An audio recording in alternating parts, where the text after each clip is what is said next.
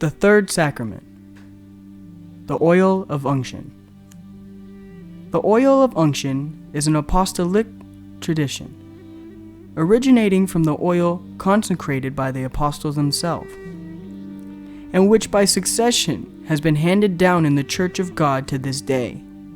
The purpose of it is that we use and learn from its physical properties, and from the sacred scriptures.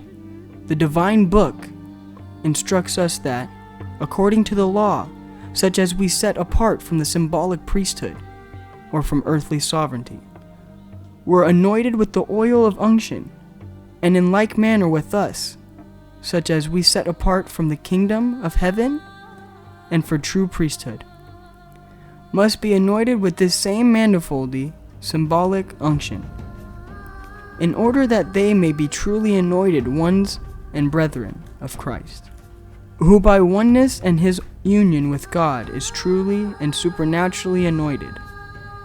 Therefore hath the Lord thy God anointed thee with the oil of gladness above thy fellows.